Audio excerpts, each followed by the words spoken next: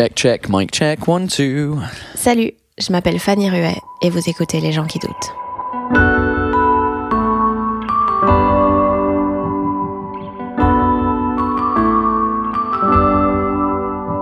Après, c'est pas un gros risque dans le sens où je le fais, si ça marche pas, j'ai toujours ce que j'ai déjà créé en France et dans les pays francophones et parmi les expats français où si je fais un 4e spectacle bilingue, personne va dire « Oh, mais tu nous as dit que c'était le dernier ». Après, le 4e, si j'en fais un, parce que j'ai raté mon coup en anglais, ça ferait une bonne histoire à raconter. Exactement.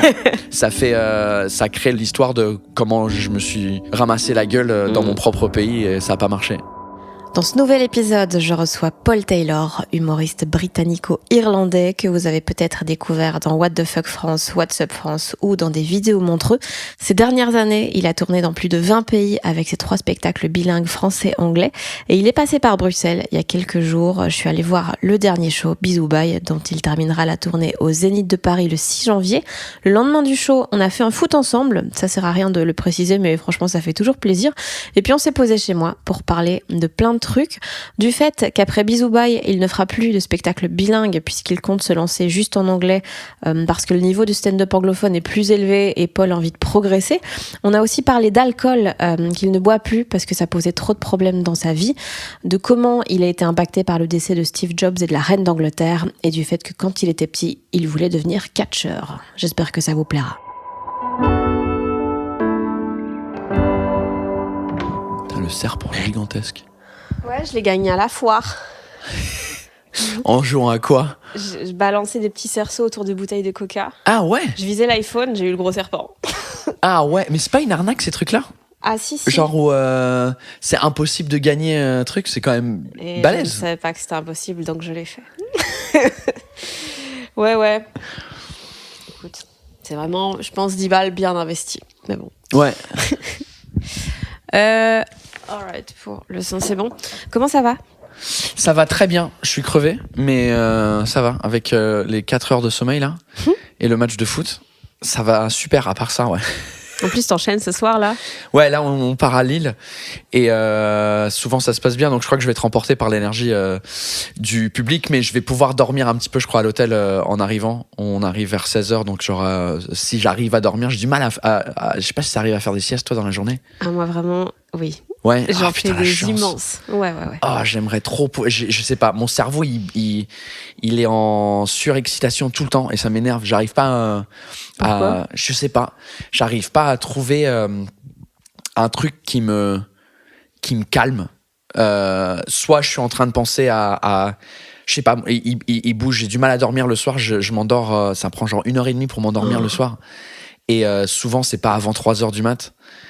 Et je crois que c'est aussi lié maintenant au fait que la vie de famille, bah du coup, mon cerveau, il est jamais en pause jusqu'à que tout le monde s'endort. Et du coup, là, les idées, elles viennent et c'est comme sous la douche. J'ai souvent des idées sous la douche.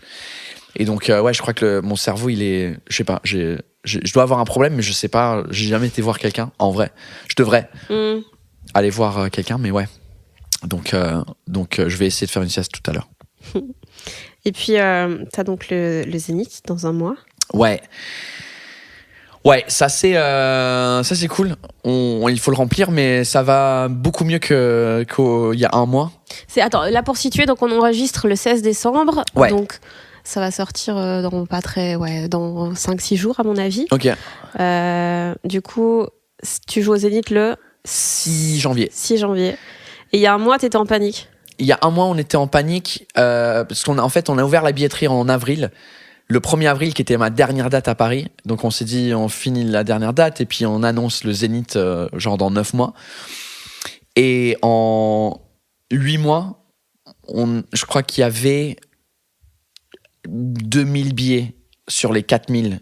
Donc, c'était la moitié. Il restait la moitié avec un mois qui reste. Après, il y a Noël et tout ça, donc ça aide. Mais à chaque fois, c'est la même chose où les top 5 médias en France, ils veulent pas, ils sont pas intéressés. On a essayé pour le 2e spectacle, pour le premier et celui-là, et ils sont, je sais pas, ils m'aiment pas. Il y a un truc qui veulent pas. Et c'est dur parce que du coup, bah là, pour un Zénith, normalement, tu fais un peu une tournée de médias, au moins pour annoncer le truc. Et surtout cette année, on a fait une tournée un peu mondiale où on a fait 20 pays différents. Donc on s'est dit, il y a un truc à raconter au moins que c'est comme c'est un spectacle. Oui, il y a de l'anglais dedans, mais c'est pour les francophones en vrai. Quand je pars en Australie et au Canada et aux États-Unis, et de raconter tout ça et on termine au Zénith. Mais je sais pas, on n'a pas eu de chance avec ça. Donc j'étais en mode panique totale sur les réseaux sociaux. S'il vous plaît, aidez-moi à remplir la salle, partagez. Et je l'ai mis en mode fuck the system qui fonctionne assez bien. Du coup, donc ça, la première vidéo a été partagée plein de fois et ça a beaucoup aidé. Donc là, là aujourd'hui, il restait 678 billets. Ouais, donc ce sera complet d'ici là. Ouais, ça sera pas complet parce que les Zéniths, je crois que c'est jamais vraiment complet, sauf si t'es Paul Mirabel. Mais t'as toujours des places, parce qu'il y a plein de places individuelles. Parce que souvent, il y a des rangées où il y a 5 places. Et donc, les gens, ils achètent 2 et celui du milieu, il est vide. Donc, je crois qu'il y aura, à mon avis, il y aura 100 places dispo à la fin qui sont tous individuels. Sous-estime pas mon public de losers qui vont tout seuls. Ouais, honnêtement, et c'est drôle que tu dis ça parce que en fait, j'attire des gens comme ça. Ah ouais, putain moi aussi. Parce que je crois que je suis un peu comme ça aussi. Et si j'avais pas trouvé, je crois que si j'avais pas été à l'université, si j'avais pas eu mon boulot chez Apple et j'étais pas devenu humoriste, je serais un peu solitaire à jouer des jeux vidéo, à être extrêmement geek. Mais ça, ma vie, elle est partie dans un autre chemin. Mais je crois que je dois dégager ce truc-là de geek un peu seul. Et donc, du coup, j'attire. Je sais pas si tu trouves que des fois, le public, c'est comme les chiens et leur maître. Ouais, t'attires ce que tu dégages, quoi. Ouais, c'est ça. Ouais, de ouf. Donc oui, c'est vrai. Et en plus, il y avait quelqu'un, on était à Liège avant-hier, et il y avait une fille qui me taguait dans ses stories. Elle était venue toute seule. C'était son cadeau de Noël ou anniversaire à elle-même et tout ça. Et, elle avait adoré, donc c'était cool. Je trouve ça cool en vrai d'aller voir des spectacles seul quand t'es seul et t'as personne. En fait, ça te donne une communion, non, ça se dit pas ça. Ouais, mais si, je vois, c'est différent. Tu ressens les choses différemment. T'es pas. Je trouve il y a moins de retenue aussi. Ouais. Moi, t'es anonyme, mais avec 300 personnes qui rigolent en même temps. Ouais. Et donc, du coup, tu peux retrouver un peu un truc de communauté. C'est ça que je cherchais. De secte, c'est ça. C'est ça, de secte, de religion. Ouais, mais des fois, ça peut être un peu. Je trouve que maintenant, le truc avec les réseaux sociaux, c'est que limite, ça devient un peu ça. Nous, sur scène, on trouve notre niche et notre public. Qu'à une époque, pour remplir des grandes salles, t'étais obligé d'être connu par tout le monde. Gad, Florence, tu fais l'Olympia, t'es forcément à la télé, t'es forcément connu. Et maintenant, il y a des gens qui peuvent remplir 4 Olympias. Putain, il y a des dingueries, genre en rap. Moi, il y a des gens, je sais pas, j'ai jamais entendu ça de ma vie. Ils se font des zéniths, je suis là, mais quoi ? Ouais. Et c'est énorme, quoi. Ouais. Et donc, c'est l'avantage. C'est vraiment cool en ce moment parce que en fait tu peux être n'importe qui comme artiste, comme humoriste, musicien et trouver ta niche un peu partout dans le monde parce que c'est global. Lorsqu'à l'époque si t'avais un truc un peu bizarre, bah tu trouvais les gens qui habitaient à côté de toi qui avaient le même amour pour je sais pas, les aquariums. Tu vois, si t'es un fan d'aquarium, apparemment il y a un gars sur YouTube qui cartonne avec des aquariums. Tu sais, il a une communauté énorme, il fait des reviews des aquariums. Oh, wow. Et ça cartonne. Et donc lui, il a trouvé sa niche et après il a plein de followers parce qu'il y a mais dans son village ou dans sa ville, bah il aurait été un peu tout seul à faire ça. Donc je trouve ça assez cool. Toi, attends, comment dire ? Je pense que ça doit être compliqué quand tu fais un show en 2 langues, justement, de trouver ce public qui va déjà être capable de comprendre. Et surtout, genre, quand tu démarres, toi, quand t'as démarré en France, tu jouais déjà dans les 2 langues ou tu jouais que en français des sketchs Je jouais que en anglais au début. Ma première scène, c'était sur la scène de Seb Marx, qui faisait le New York Comedy Night in Paris. Et donc, j'ai commencé en anglais. C'était ma première scène en anglais et je crois que j'en avais fait 2-3 en anglais. Et comme c'était au So Gymnase, je sais pas si t'as connu cette salle, non. C'était donc Théâtre du Gymnase à Paris, dans le grenier 4e étage, il y avait une salle qui était un peu en longueur, ça tenait à peu près 50 places.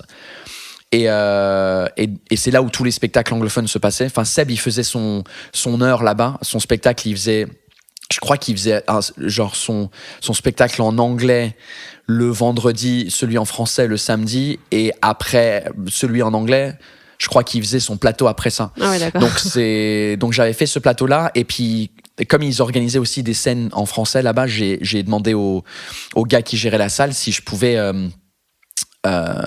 et tenter en français, donc il m'a dit oui, et c'était ma première scène en français là. Et ensuite il y avait Soon qui organisait The Underground Comedy Club dans une autre cave, et donc c'est comme le réseautage à chaque fois où tu fais une scène, il y a quelqu'un qui organise une autre scène, et puis c'est parti comme ça.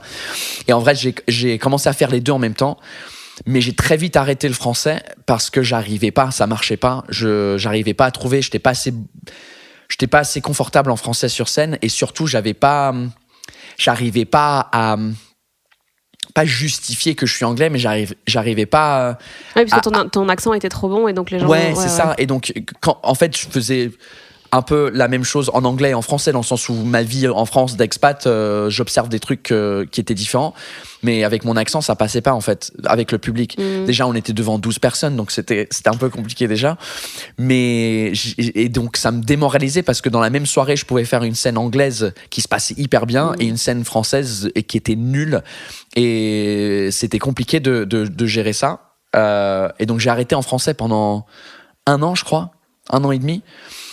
Et là où vraiment j'ai recommencé, c'est quand j'ai quitté mon boulot, où je me suis dit il faut que je me lance à 100% dans le truc. Et donc je faisais des scènes françaises à côté quand on me demandait, en fait. Moi j'allais pas chercher les scènes françaises. Et comme quand je bossais chez Apple, j'avais la chance de voyager un peu partout dans le monde. Je faisais beaucoup de scènes ouvertes aux États-Unis, mais dans des coins paumés, genre à Manchester, New Hampshire, parce que je faisais une formation là-bas. J'ai tapé scènes ouvertes, et du coup je faisais des scènes ouvertes plus en anglais qu'en français. Et après quand j'ai quitté mon boulot, ça a basculé, où je faisais beaucoup plus de français qu'anglais, parce qu'il n'y a pas beaucoup de scènes en anglais à Paris. Ouais, t'as vite fait le tour. Ouais. Déjà aussi, c'est une dinguerie que la plupart des gens qui vont voir des scènes anglophones à Paris sont en fait des Français. Ouais. Et ça n'a aucun sens en vrai. Ça n'a aucun sens. Et ce qui est drôle, c'est qu'il y a énormément d'expats anglophones à Paris, mais je sais pas, ils sortent pas forcément voir les scènes de stand-up. Ils viennent voir les spectacles, genre moi ou Seb Marx quand c'est un spectacle, ou s'il y a Ricky Gervais qui passe, ou un autre humoriste connu. Mais les plateaux, ils viennent pas trop voir ça. Je sais pas pourquoi. En vrai, je crois que c'est juste parce qu'on n'est pas assez bon, entre guillemets, par rapport à ce que eux ils ont l'habitude de voir à la maison. Tu vois, en Angleterre, aux États-Unis, la qualité du stand-up, elle est incroyable comparée à nous, anglophones, à Paris. Et je crois que c'est peut-être pour ça que il nous manque de l'expérience. Et aussi, forcément, comme on est genre 10 à faire ça, bah on est 3 à faire ça à temps plein. En vrai, il y a moi, Seb et Sarah Donnelly, Sarah. Je sais pas si tu l'as déjà rencontrée. J'ai déjà vu le nom passer, mais... Elle est blonde américaine. Elle surjoue le côté « Oh my God, I'm from America ». C'est très drôle. Mais donc, on est 3 à faire ça à temps plein, et les autres, ils ont d'autres boulots à côté. Et je crois que la scène anglaise doit avoir 30 personnes, parce qu'il y a plein de petites scènes maintenant que j'ai pas fait depuis longtemps. Mais ouais, je crois que, je sais pas, c'est beaucoup de francophones qui viennent voir, je crois, parce qu'ils veulent avoir l'expérience de voir du stand-up en anglais, ou un truc en anglais mais en live. Mais toi, donc là j'ai vu ton nouveau spectacle hier, et tu racontes notamment que c'est ton dernier show bilingue. Tu vas jouer que en français ou que en anglais, et là t'avais l'air de dire que ça partait plus sur de l'anglais d'abord. Ouais. Pourquoi ? Enfin, moi, je trouve que c'est la pire idée, parce que c'est tellement flippant, en vrai, de jouer en anglais, parce que justement, le niveau est tellement incroyable que tu peux pas être juste bon. Non. Mais c'est pour ça, parce que pour moi, entre guillemets, j'ai besoin... En fait, j'ai envie de m'améliorer, et je pense que la seule façon de m'améliorer, c'est dans ma langue maternelle, dans un endroit où j'ai pas de plus-value, entre guillemets. Ma plus-value... en France, je suis anglais, donc j'ai un regard un peu différent. Comme le spectacle, il est bilingue, c'était aussi un truc unique. Oui, donc c'est un peu un joker. Un petit peu, ouais. Et je suis entièrement conscient de ça. Je sais que c'est comme une béquille. C'est vraiment c'était pas fait exprès, mais c'est juste, bon, j'ai trouvé mon truc, et ça a bien marché. Mais j'ai envie d'être une personne lambda, un autre connard de blanc hétéro, homme de genre trentenaire, qui fait des blagues parmi les centaines là-bas, pour essayer de m'améliorer dans mon écriture et tout ça. Parce que c'est vrai qu'on les humains, on est un peu feignants, on va vers la facilité. Même depuis tout petit, je vois ça avec ma fille qui me parle en français. Parce que elle est feignante, elle a pas envie de me parler en anglais parce qu'elle sait que je parle français. Et pour elle, c'est compliqué de parler en anglais. Donc, moi, j'écris des trucs, je les teste et ça fait rigoler. Donc, je me dis pas, est-ce que je peux améliorer et au fur et à mesure du spectacle et de la tournée, j'améliore des petits trucs.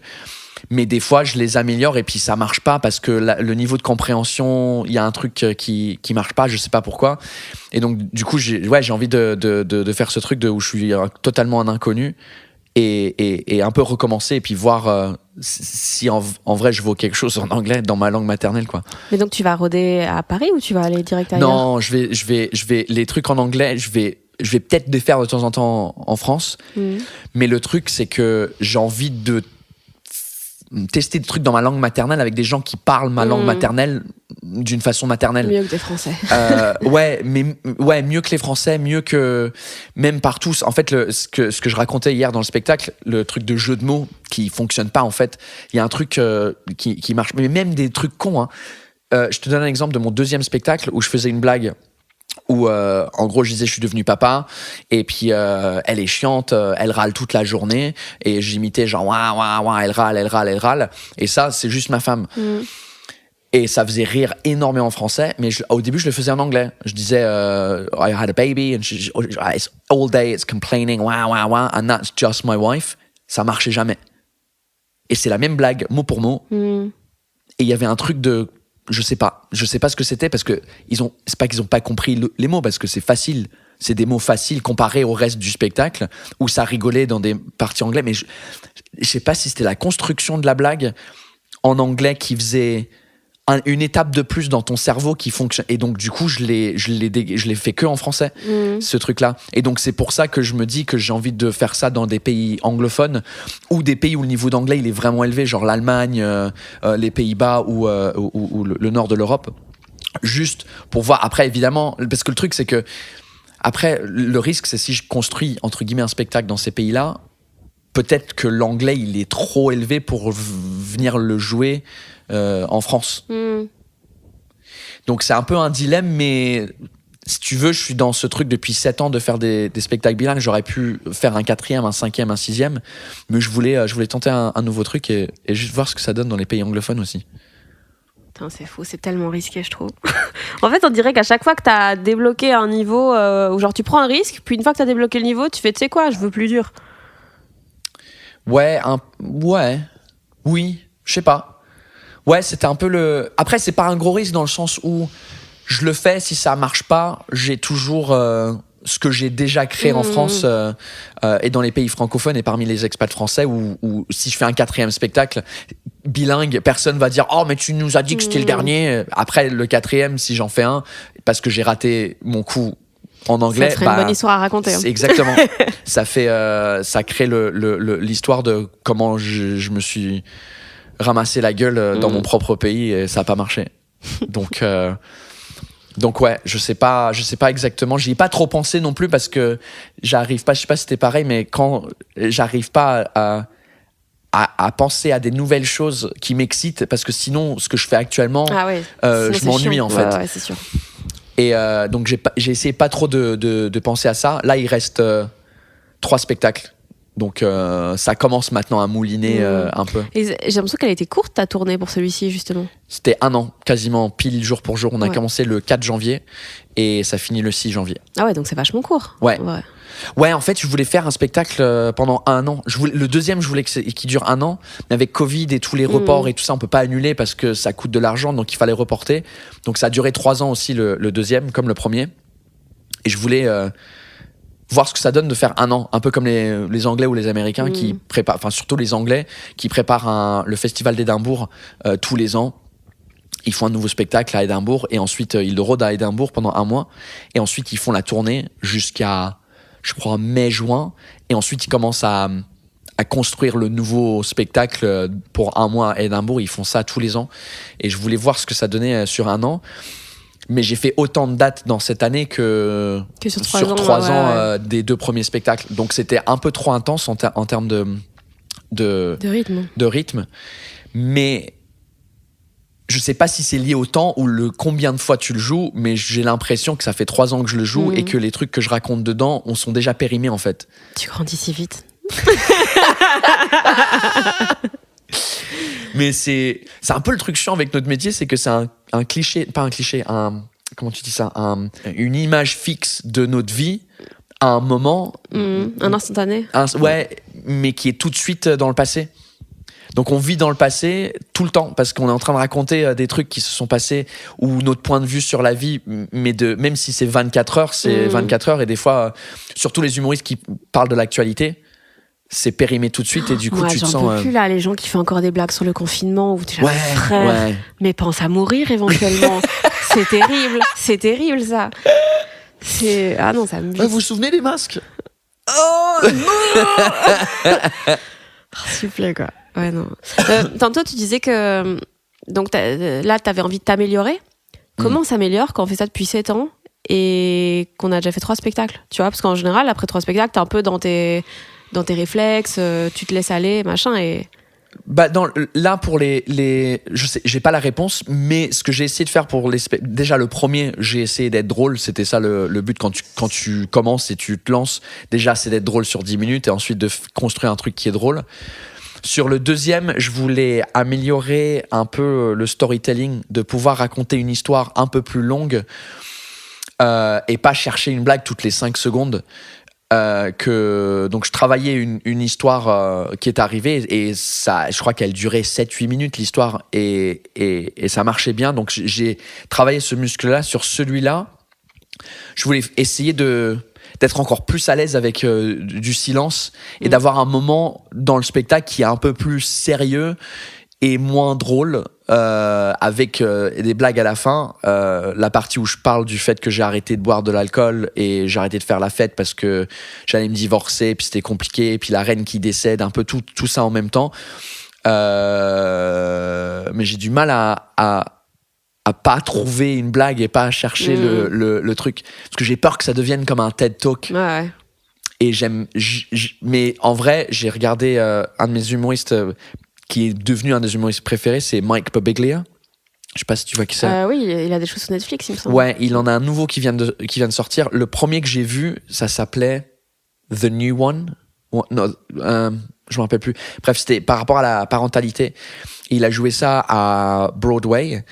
Mais c'était pas plus théâtral, mais il a un micro-casque déjà.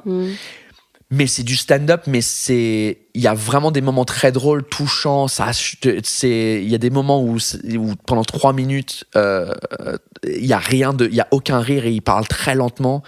Et ça m'a inspiré un peu parce qu'à la fin du spectacle, tu sors avec un truc plus que genre j'ai bien rigolé, tu sais, c'est genre waouh, c'était profond ou c'était touchant, tu vois. Et j'aimerais bien arriver à un truc comme ça, mais je suis pas encore là. Donc, déjà, en fait, en recommençant, c'est je sais pas, d'écrire des meilleures blagues. Peut-être pas aller à la facilité, parce que dans le monde anglophone, ils ont tout entendu déjà 50 000 fois toutes les blagues. Tu peux pas leur faire à l'envers. Hein. C'est ça, ouais. Et le public est plus exigeant parce que c'est un public habitué de comedy club qui entendent les mêmes blagues tout le temps. Donc si t'as une blague qui est un peu facile, ils te laissent pas. Enfin, surtout en Angleterre, il y a des vrais. Je sais pas le mot, le heckler, je sais pas comment on dit ça en français, les intervenants, quoi, les gens qui gueulent. Qui te bouent. Ouais, exactement. C'était pas drôle, c'est genre you're not funny, fuck off, mate. Et c'est terrible ça. Ouais, j'ai été dans des comedy clubs à Londres en tant que spectateur et je suis pas sûr que je suis prêt pour ça, mais j'ai l'impression que j'ai besoin de ça juste pour me dire ok, je sais gérer, je sais pas, c'est peut-être un autre muscle ou c'est peut-être juste con, je sais pas. Moi j'ai trouvé ça vachement intéressant, c'est toute cette partie sur l'alcool et tout. Et surtout j'ai l'impression qu'il y a plein de choses que tu dis où je crois que c'est dur de les admettre. Tu vois, genre un moment par exemple tu parles de ta fille et tu dis que quand elle est née c'était les 2 pires années de ta vie. Ouais. Et je pense qu'énormément de gens le ressentent, mais de là à le dire, je sais pas, moi j'aime bien entendre des choses Ouais, comme ça. et ces moments-là, c'est souvent les messages que je reçois après sur Insta ou Facebook, où les gens ils me racontent leur vie, un peu en mode merci d'en parler parce que on n'en entend pas souvent parler, tout ça. Je crois que le plus dur pour ce truc-là, c'est peut-être plus tard quand la petite, elle va grandir et elle va regarder mon travail d'il y a 18 ans.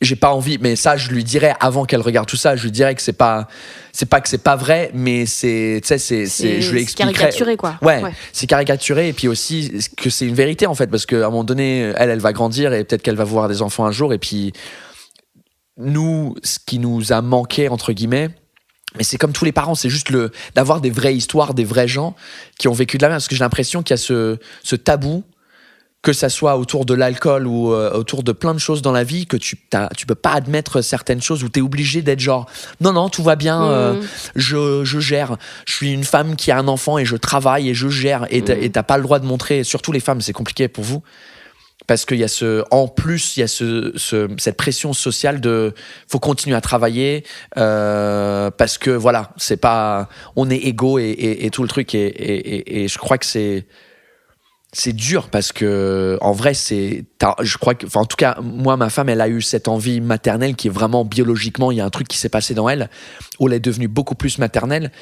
On travaille ensemble, donc elle a la chance de pouvoir travailler à la maison, et elle, ça lui va très bien. Elle avait pas envie de non, je continue à bosser, tout ça, dès que la petite elle est un peu malade, ou que elle dit j'ai pas envie d'aller au centre, parce que voilà, elle le garde le mercredi, et sans problème. Donc il y a aussi d'essayer de déstigmatiser, j'arrive pas à dire le mot. Ouais, Déstigmatiser certaines choses, et ouais, être parent, c'est un de ces trucs-là. Et puis, ouais, boire de l'alcool, c'est très.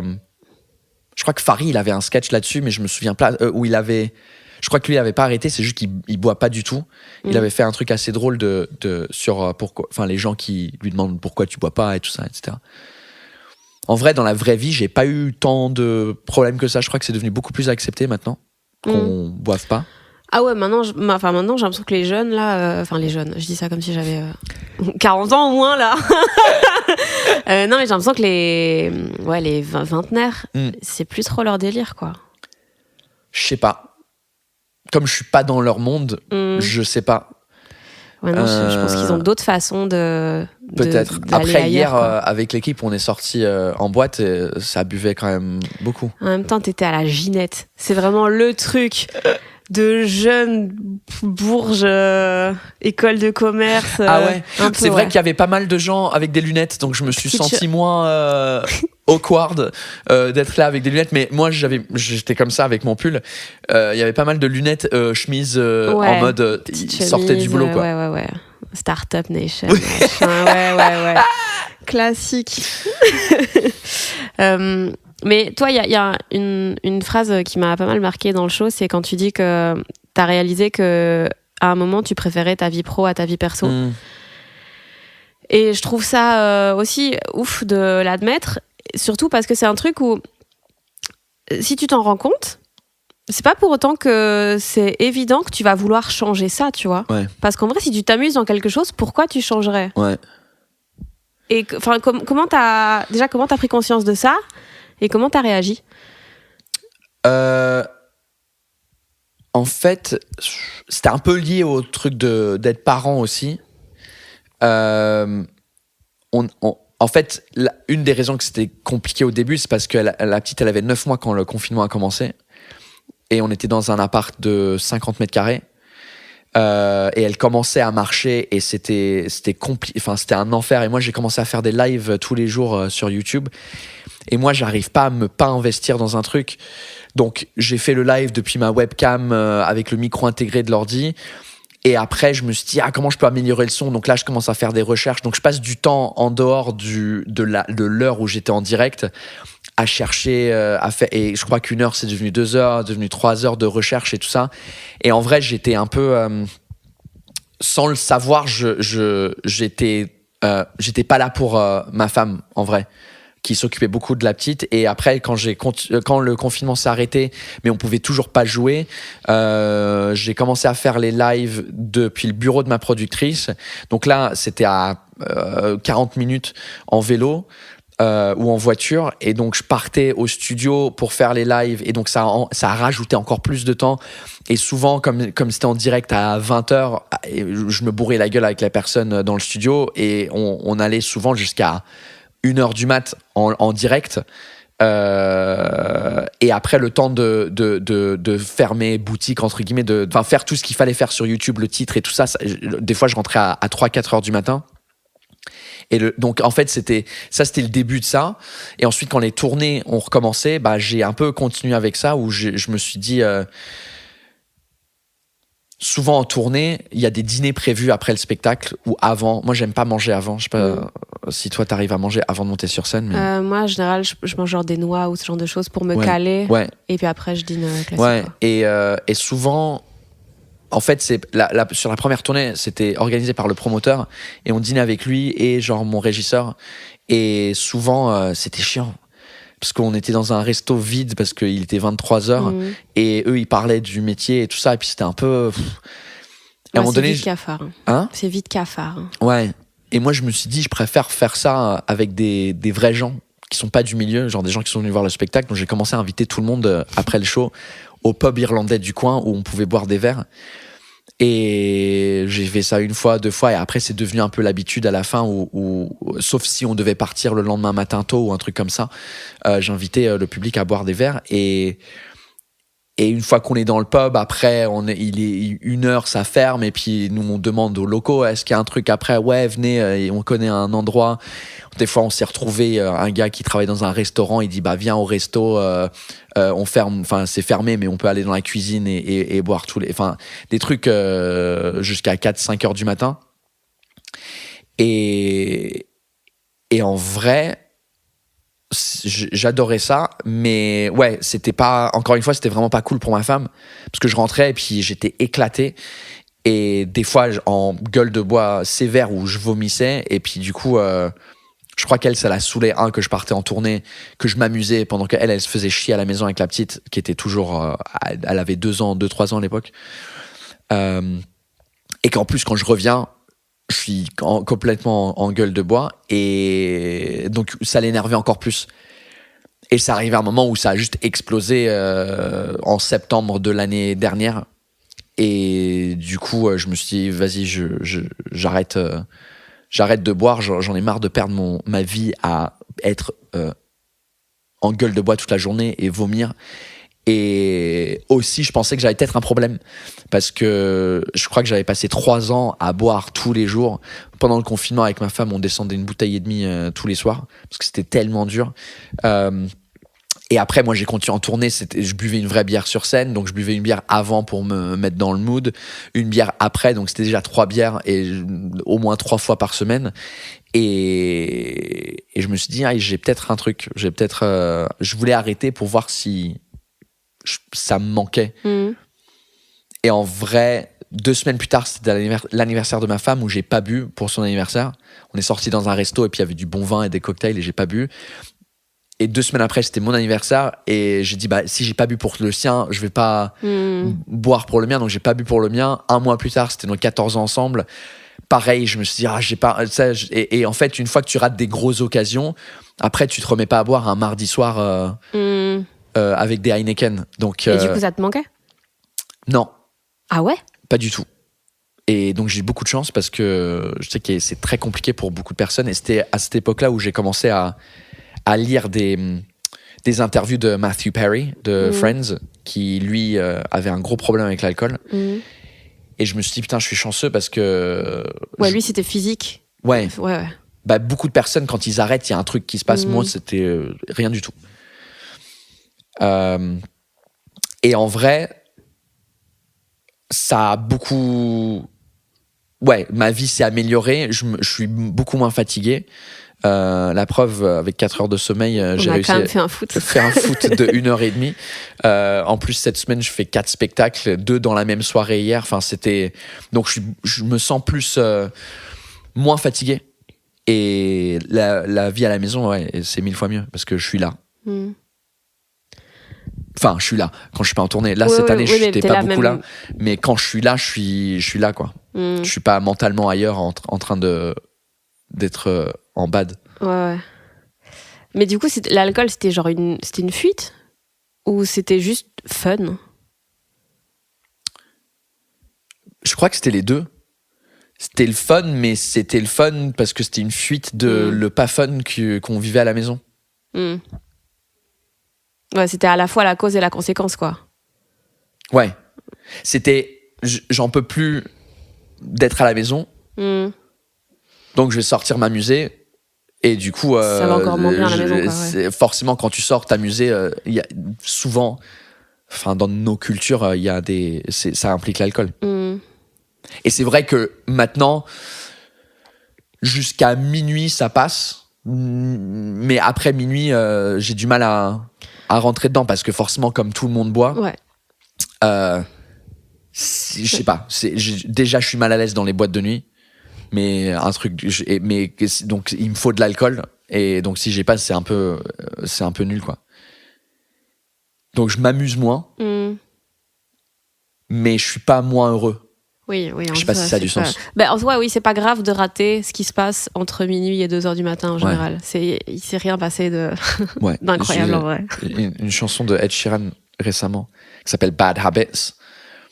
Et il y a une phrase dedans où il dit Nothing good happens after 2. Il y a rien qui se passe de bien après 2 heures. Et en vrai, quand je repense aux soirées que j'ai faites toute ma vie en train de boire, c'est vrai qu'après 2 heures, il y a rien d'intéressant. Et souvent, je me souvenais plus ce qui se passait.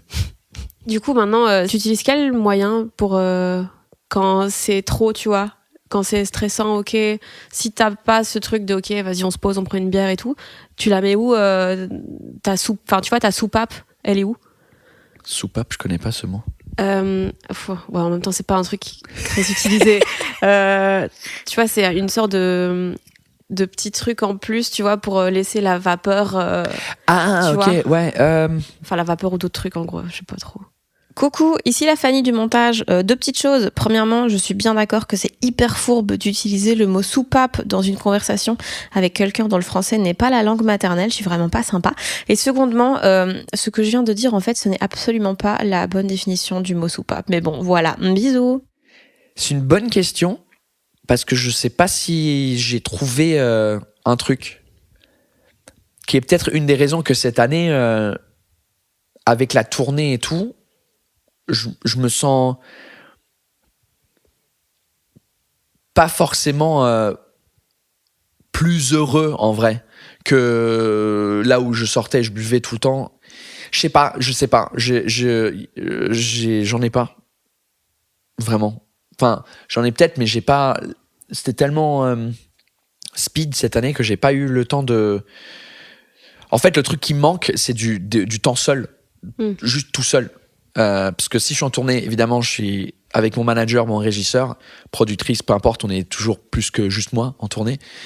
Et quand je rentre, tout de suite, il y a la petite à la maison, il y a ma femme, on bosse ensemble. Donc du coup, même si la petite elle est à l'école, je suis à la maison. Je sais pas, je suis jamais seul chez moi.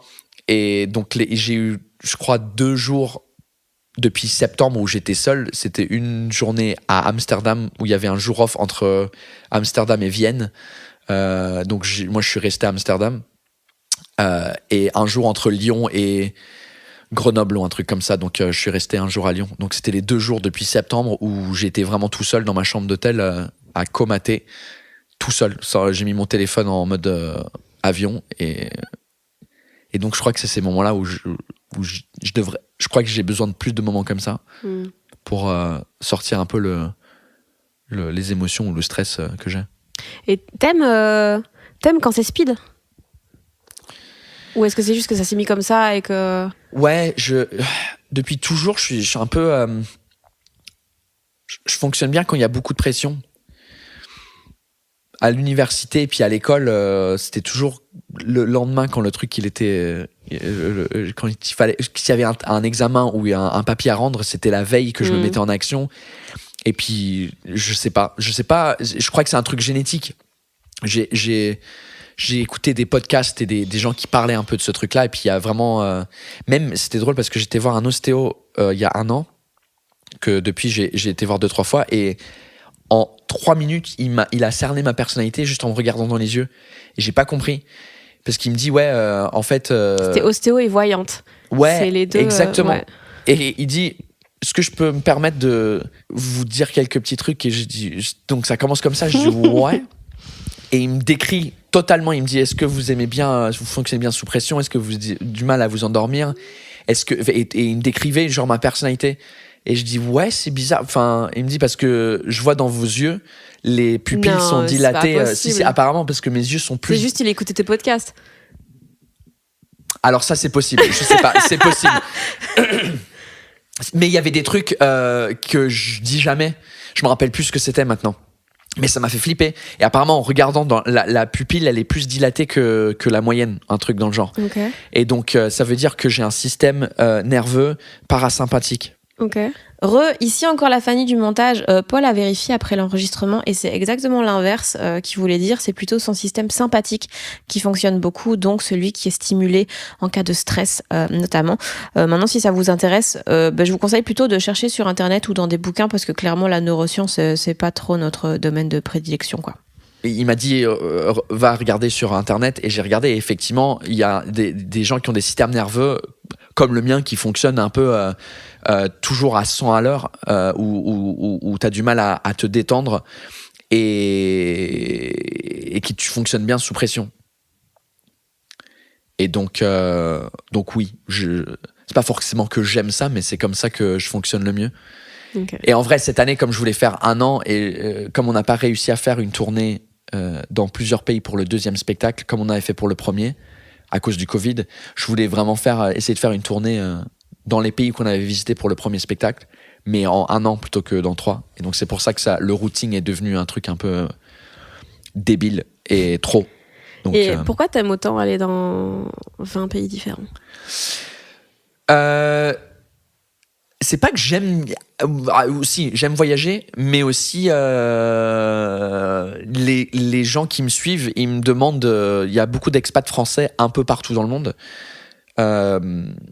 Et eux, ils sont en manque énorme de spectacles et de trucs en live. Donc, en fait, limite là-bas, ça se passe mieux qu'en France.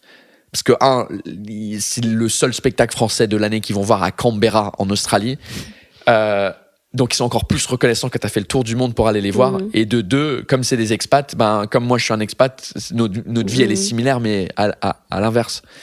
Donc ouais, sur la première tournée, on avait fait Canada, les plus loin c'était Canada, Chine et l'Australie.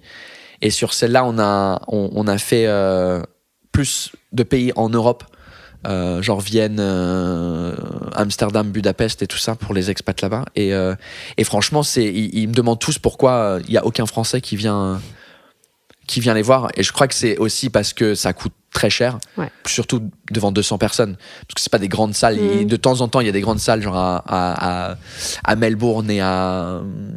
Non, mais faut déjà les remplir, quoi. Faut déjà avoir une commu... C'est ça. Et donc tu joues devant 200 personnes, l'avion, l'hôtel pour 2-3 personnes, tu perds de l'argent en fait. Donc en vrai, c'est sur la tournée française qu'on gagne de l'argent, et on en perd avec la tournée internationale, je crois. Tu voulais faire quoi quand tu étais petit? À quel âge? Parce que ça a changé. C'est quoi qui a changé? Au tout début, je me souviens pas trop. Mais je crois que le premier truc qui me branchait, c'était catcheur. Pardon? T'as vu? Et le physique qui va avec. Ah, waouh! Ouais, je me souviens, j'avais 11-12 ans. Et je sais pas, avec mes voisins, mes potes, le catch, je sais pas si c'était à la mode à l'époque ou pas. Je crois que ça devenait un peu à la mode, mais on regardait ça. Et puis, je sais pas, je prenais les matelas du lit de ma mère, parce que c'était un lit double, on le mettait dans le salon, et avec mes potes on faisait les moves de catcher, quoi. C'était à l'époque où The Rock Il était pas dans des films, il était catcheur. Je savais même pas qu'il était catcheur à la base. Ouais, c'était ça son truc à la base. C'est pour ça qu'il est genre gaulé. Ouais, il est un peu massif quand même. Un peu, hein. Un peu, ouais. Et c'est drôle qu'il a continué ça. Et ouais, donc lui, c'était mon idole quand j'avais 12 ans. Je crois que footballeur aussi, c'était le truc en tous les petits anglais un jour, mais j'étais nul.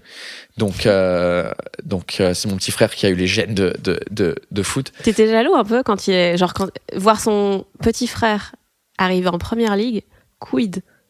Non, du tout, parce que comme on a 12 ans de différence, pas du tout. Et j'étais hyper content, hyper fier de lui. Et je me souviens en 2014, c'est la Coupe du Monde. Et l'Angleterre, comme d'habitude, on a perdu comme des merdes dans je sais pas contre qui. J'étais énervé. Et on s'envoyait des textos. Alors 2014, c'était il y a 10 ans presque. Et donc j'avais 27 et lui, donc il avait 15. Et je lui avais dit, écoute, pour la prochaine Coupe du Monde, toi, ton but, c'est que tu vas jouer pour l'Angleterre. Et moi, mon but, c'est que je suis humoriste, genre, à temps plein, parce que je travaillais toujours chez Apple à l'époque. Et c'était genre, deal, let's go. Et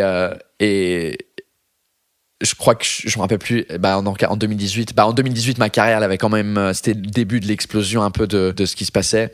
Et lui, il n'a pas réussi à jouer pour l'Angleterre, mais je crois qu'à ce moment-là, il était en première ligue ou pas. Il jouait pour une équipe qui était en première ligue, mais il était dans l'équipe des jeunes. Ok. Donc catcheur, voilà, je voulais devenir catcheur. Et ensuite, ça c'est parti. Et c'était plus dans les films. J'ai adoré acheter les DVD pour regarder les making-of des films. Ça m'intéressait beaucoup. Je suis devenu un peu geek de ça. J'ai acheté un caméscope pour filmer des trucs et les monter avec genre mon VHS en cassette et tout. Enfin, c'était drôle. Et après ça, j'ai tenté de jouer à la guitare et la batterie avec des potes. On faisait... c'était à l'époque où j'habitais à Madrid. On était 3 et on essayait de recréer genre Green Day, Oh bébé, Blink-182, I know. oh, un petit boys band. Exactement. T'étais bon? Non. Oh. Non, du tout. Je me débrouillais, mais c'est un peu ma vie en général. Je suis pas très fort mais pas loin, mais c'est pas ça. Exactement, c'est pas loin, mais c'est pas ça. Je suis polyvalent, mais pas. En anglais, il y a une phrase que j'adore, c'est Jack of all trades, but master of fuck all. Ou Master of None, d'où la série de Aziz Ansari. Ça vient de la phrase Jack of all trades, Master of None. Je sais pas s'il y a un équivalent en français où genre tu sais faire plein de choses mais tu maîtrises aucune. Je sais pas si c'est une vraie expression. Mais on l'invente. Ouais. Débrouillard en tout mais bon en rien. C'est genre débrouillard en tout, ouais. C'est pas bon en rien mais c'est genre maître de... tu maîtrises bon rien. Bon en tout mais excellent en rien. Ouais. Ouais. Pas mal. Bah désormais c'est une expression. Voilà. Si ça se trouve ça existe. Quand t'as commencé le stand-up, quand t'as quitté Apple, déjà t'en étais où dans ta carrière? Ça faisait 2 ans et demi que j'avais commencé. J'avais fait quelques scènes ouvertes à Londres longtemps avant de venir juste avant de venir à Paris. Donc ça c'était en 2009, mais j'avais fait genre 8 scènes ouvertes, donc je les compte pas quand je dis que j'ai commencé en 2013 où c'était vraiment ok, j'ai envie d'essayer de voir si déjà je peux être drôle. Donc ouais, ça faisait 2 ans et demi. Et c'était comment on ose faire ça déjà? Et est-ce que t'avais eu besoin de te mettre des objectifs clairs du style ok, il faut que dans 2 ans j'ai fait ça, sinon tu reprends ton taf et t'arrêtes les conneries quoi? Ah, tu veux dire quand j'ai quitté? Ouais. Je m'étais donné... avec ma femme qui, à l'époque, bossait dans le droit, on s'est dit... En gros, on me donnait 3 ans pour arriver quelque part. Moi, dans ma tête, c'était 1 an pour gagner de l'argent, parce que sinon, ça allait être compliqué. Mais ouais, moi dans ma tête c'était 1 an. Fallait que dans 1 an je commence à gagner un peu, genre un SMIC. Je sais pas si le truc SMIC ça existe en Belgique. Un salaire minimum. Ouais, c'est ça. Ouais. Donc ça c'était un peu l'objectif. Et comme j'aime bien ce côté pression et travailler sous pression, bah du coup, le jour où je démissionne, c'est là où je me mets à jouer tout le temps, partout que je pouvais. À l'époque, il n'y avait pas beaucoup d'endroits à Paris. Il y avait le Paname, qui était le comedy club sur Paris, et avec toutes les autres scènes dans les petits bars et les trucs comme ça. Donc je faisais ça 3-4 fois par soir, quasiment 7 jours sur 7, pour essayer de travailler le spectacle. Et après, donc ça, j'ai quitté en mai 2015 et j'ai commencé le spectacle en janvier 2016. C'était au So Gymnase, dans la salle, dans le grenier. Donc j'ai fait 6 mois là-bas. Et par hasard, c'était en janvier 2016, c'est quand la vidéo de la bise, elle est sortie. Et donc l'explosion de cette vidéo-là a fait remplir la salle. Après, le truc, c'était gratuit au chapeau à la base. Oh, la fausse bonne idée. Ouais. Et donc du coup, c'était complet 3 mois à l'avance.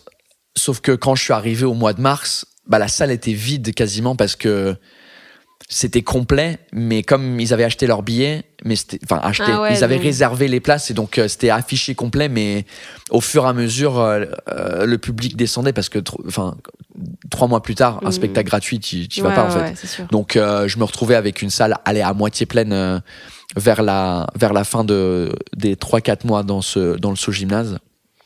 Et ensuite, c'était juste après où j'ai rencontré Fanny, ma productrice, grâce à Shirley Soignon. À l'époque, Fanny, elle gérait le Sentier des Halles. Et j'ai testé le spectacle sur 1 mois au Sentier. Ça s'est bien passé. Et puis après, on travaille ensemble depuis. Ok. Je sais pas, je trouve ça fou de quitter son taf. Je trouve ça tellement... genre, tu sais quoi, là, tout va bien. Je vais me rajouter des difficultés de ouf.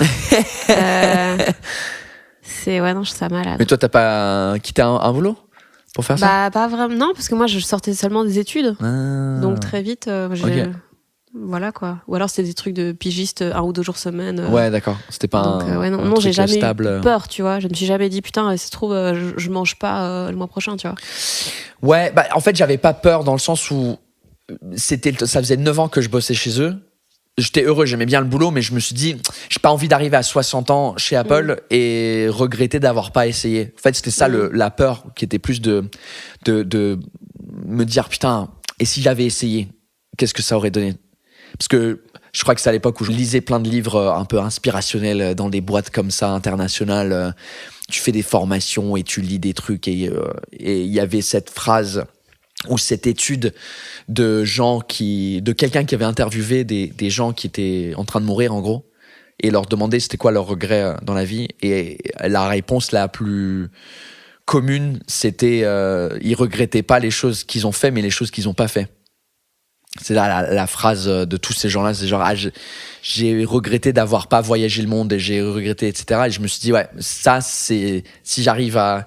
Parce que j'aurais pu rester, je crois, toute ma carrière chez eux, c'était cool comme boîte. Et je crois que j'aurais regretté d'avoir pas essayé de faire ça. Et je suis dans cet état-là avec le côté anglais maintenant. J'ai envie de faire le truc en anglais parce que j'ai pas envie de regretter d'avoir pas essayé de faire une carrière en anglais ou juste tenter le monde anglophone en humour. Et il y a une autre phrase que tu citais, je sais plus dans quel autre podcast, c'est si tu réalises pas tes rêves, tu vas finir par bosser par quelqu'un qui réalise les siens. Ouais. Je trouve ça assez ouf comme phrase. Ouais, je l'avais mis, et c'est drôle parce que je l'ai retrouvé, ce truc-là, et j'avais oublié. C'était les derniers mois chez Apple, j'avais pris cette phrase-là en mode background, comment on dit ça? Fond d'écran de mon téléphone. Comme ça, à chaque fois que j'avais cette phrase-là. Et, en déverrouillant son iPhone. C'est ça, ouais. Bah, c'était un peu le truc qui avait déclenché tout, parce que quand Steve Jobs il décède en 2011, c'est là où je lis sa biographie, et c'est là où je commence à me remettre en question, parce que j'avais 24 ans à l'époque, et lui, à 24 ans, il avait déjà monté la boîte pour laquelle je bossais, et j'étais là, c'était un peu un truc perturbant. Et en lisant sa biographie, c'était ça m'avait pas mal inspiré, et je me rappelle plus où j'avais entendu cette phrase pour la première fois. Mais toi, t'es tout le temps chamboulé par la mort de gens que tu connais pas, en fait. Ouais, c'est bizarre. Il y a lui, il y a la reine. Bah, le spectacle, il est trop long, mais à un moment donné, je parlais de lui avec la reine dans le spectacle. Okay. Du fait que ça m'avait un peu impacté aussi, bizarrement. Et les deux situations, c'était bizarre parce que tous les deux, je vis leur décès, entre guillemets, tout seul dans un hôtel. quand Steve Jobs est décédé, j'étais en formation à Londres. J'animais une formation et j'étais tout seul à l'hôtel et c'était le soir. Je me rappelle plus, c'était genre à 23h, un truc comme ça, heure européenne où c'était annoncé qu'il est décédé. Et donc, je sais pas, j'étais dans cet hôtel et je crois qu'il y avait un peu cette crise d'identité de merde, qu'est-ce qu'on va devenir, qu'est-ce que la boîte elle va devenir maintenant que lui il est parti. Et bizarrement, la réponse du public était pareille aussi. Pas juste moi, dans le sens où, quand Steve Jobs décède, nous, on comprenait pas pourquoi, mais plein d'Apple Store, tout le monde laissait des post-it, des bougies, des trucs, des post-it de remerciements d'avoir créé un truc qui a changé leur vie, etc. Et pour la reine, c'était pareil, c'était comme Diana, enfin, c'était encore plus, où il y avait une mer de fleurs devant Buckingham Palace et tout ça, pour des gens qu'on n'a jamais rencontrés en vrai. Mais ça représentait quelque chose de plus profond, je sais pas quoi. Mais très bizarre. Ouais, c'était assez cool ce passage où tu parles de ce que ça touche dans ton identité sans comprendre exactement. Enfin, ouais, non, je sais pas. C'est ce truc de symbole qui est très fort et dont on n'a pas conscience jusqu'à ce qu'il y ait un symbole qui s'écroule un peu. Ouais, c'est dur à expliquer parce que comme je disais hier, en vrai, je m'en foutais d'elle. En vrai, non, parce qu'émotionnellement, ça m'a touché, donc ça veut dire que non, je m'en foutais pas d'elle. Mais dans le concept. Oui, ça change pas ta vie, quoi. Non, et quand j'ai FaceTime ma mère, elle était en pleurs aussi parce que elle est irlandaise, donc elle en vrai, elle s'en foutait aussi. Mais je sais pas, ouais, il y avait un truc. Je sais pas, c'était la fin de quelque chose, c'était, je sais pas, ouais. Moi, je crois que c'était un mélange entre Brexit qui s'est passé, qui a un peu. Pour moi, c'était con et c'était un truc d'identité. En fait, je crois que c'est avec la reine qui décède, c'était genre les deux plus gros trucs de mon pays où je me sentais plus dans le pays je reconnais plus le pays dans lequel j'ai grandi. Et c'est bizarre de dire ça parce que je me rappelle plus. Il y avait quelqu'un dans les actus françaises qui avait dit ça, mais par rapport à un truc raciste, ouais, parce qu'il était là. Oh, il y a trop d'Arabes en France, je reconnais plus le pays dans lequel j'ai grandi. Tu fais, vas-y. Donc tu trouves qu'il y a trop d'Arabes en Angleterre, c'est ça que tu dis ? Exactement. Trop d'Arabes, trop de Chinois, il y a trop d'Anglais en Angleterre. Voilà, donc achetez vos places pour le Zénith.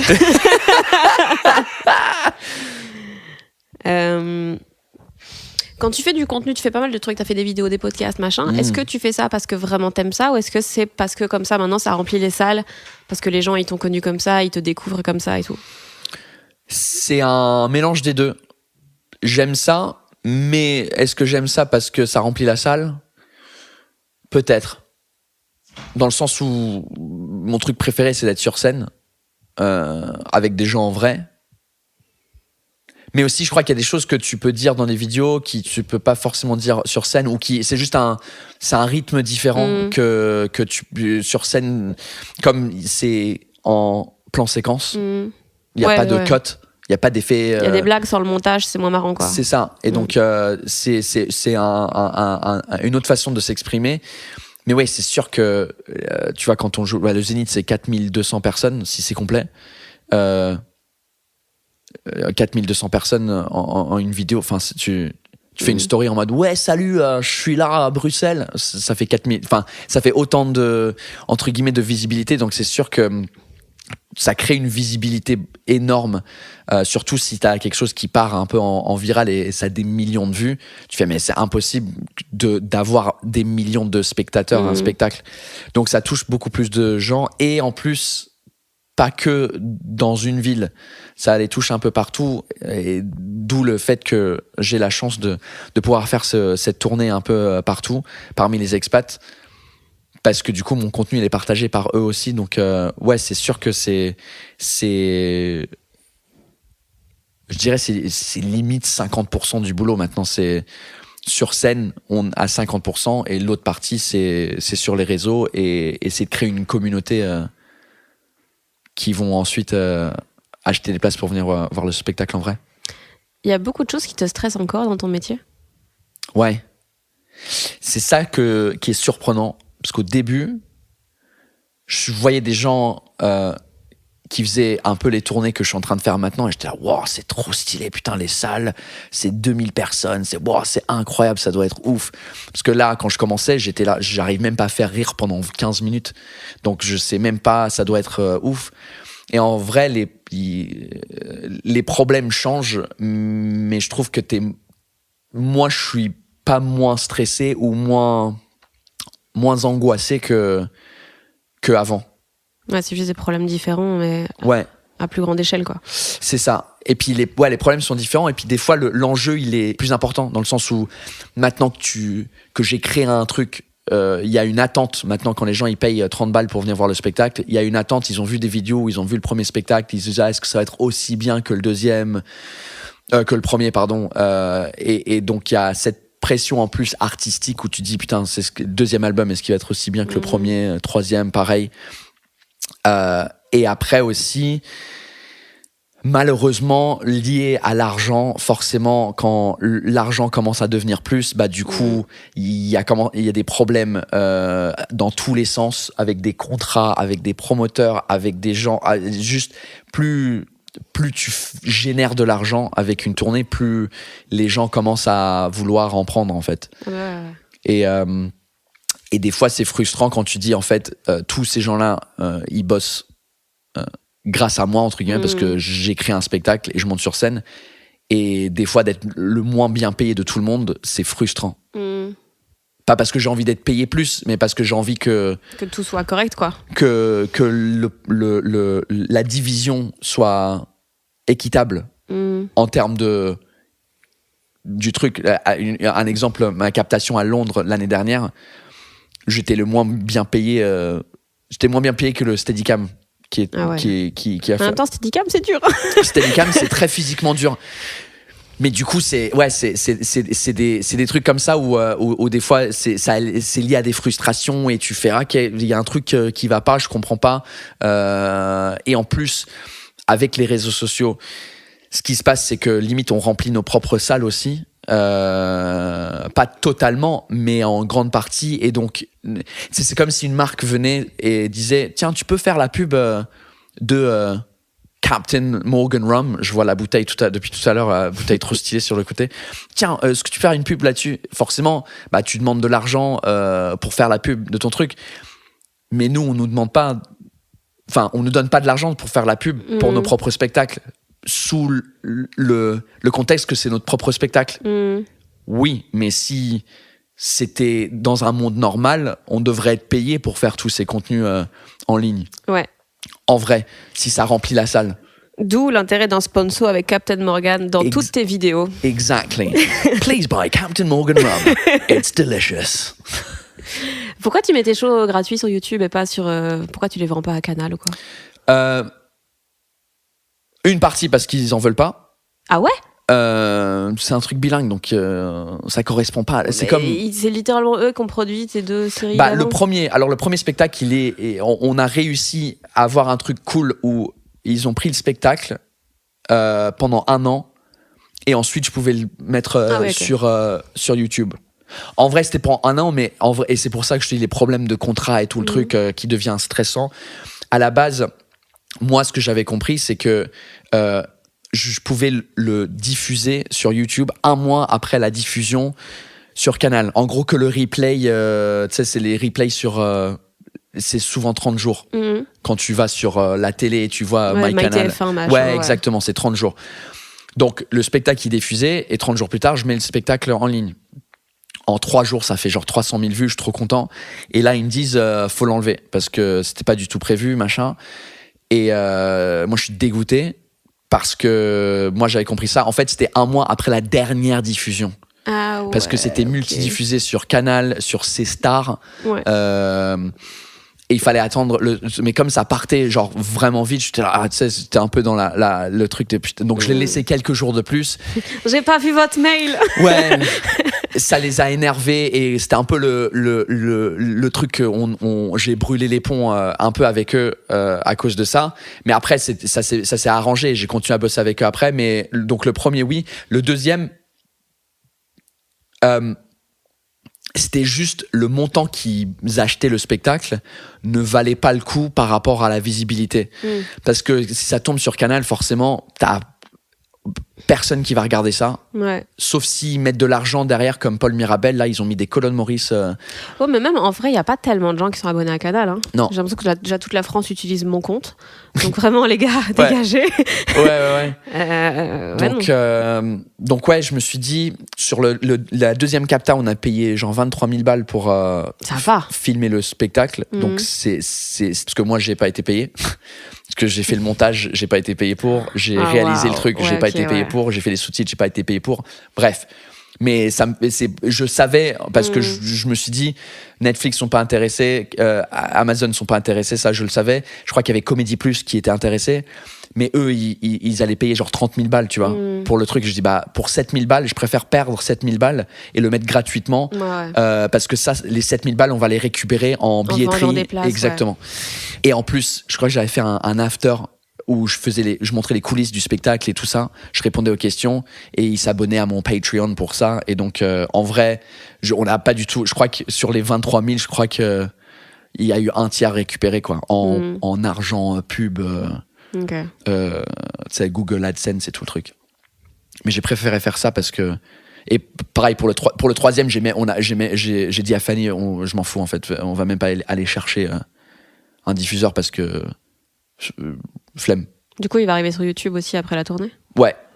Je sais pas quand, mais peut-être en mars. Ok. À part si d'un coup là Amazon ou Netflix sont en fait trop stylés, on a trop d'argent cette année. Ouais, ce qui est impossible. Mais les excuses sont débiles. Amazon c'était genre non on veut pas bilingue parce que on veut que du franco-français. Ou la deuxième excuse c'était j'ai pas assez de followers, qui est une excuse de merde parce que en vrai et c'est ça, en fait, c'est débile de s'accrocher à un truc comme ça parce que, en vrai, il y a des gens qui ont 10 fois plus qui ont genre 1 million de followers sur Insta, mais qui remplissent pas des salles mais ça, c'est aussi grandes. Et tu fais, souvent, les gens, ils confondent les métiers, quoi. C'est ça. Et tu dis, les 150 000 que j'ai, c'est des gens qui sont vraiment intéressés et qui achètent des billets. Lorsque la personne qui a 2,5 millions, c'est pas des gens qui achètent des billets, c'est des gens qui ont 17 ans. Donc c'est débile. Je trouve ça débile de ces plateformes-là de se baser. En fait, il a des followers, donc il va pouvoir nous ramener des abonnés. Tu fais, oui, mais moi, mes 150 000, ils ont 35 ans et ils sont professionnels. Ils ont de l'oseille, frère, wesh. Donc ouais. C'est quoi ton objectif 2025 ? 2025 ? Ouais, comme ça je te laisse du temps, tu vois. Tu peux te reposer un petit peu, déjà pour récupérer du foot et du zénith. 2025, un spectacle en anglais, en entier. Une version anglophone pour les pays anglophones où ça parle anglophone natif, et une version peut-être adaptée pour les pays francophones où le niveau d'anglais il n'est pas forcément le même. Ok. Merci Paul. Thank you very much. Merci à toi. J'espère que ça vous a plu et que ça vous a donné envie d'aller voir Paul Taylor sur scène. Je rappelle qu'il jouera son 3e spectacle Bisous Bye au Zénith de Paris le 6 janvier. C'est la toute dernière date. Et les 2 premiers shows sont disponibles gratuitement sur YouTube. Tous les liens sont en description et j'y glisse aussi les réseaux sociaux de Paul. Et puis en attendant le prochain épisode, n'hésitez pas à vous abonner aux gens qui doutent sur les plateformes et à me suivre moi sur Instagram @FannyRuet pour être tenu au courant de la suite. Des bisous! Et comme d'habitude, cet épisode a été mixé par le fabuleux, le somptueux, le charismatique Maxime Moitieu. Please buy Captain Morgan rum. It's delicious.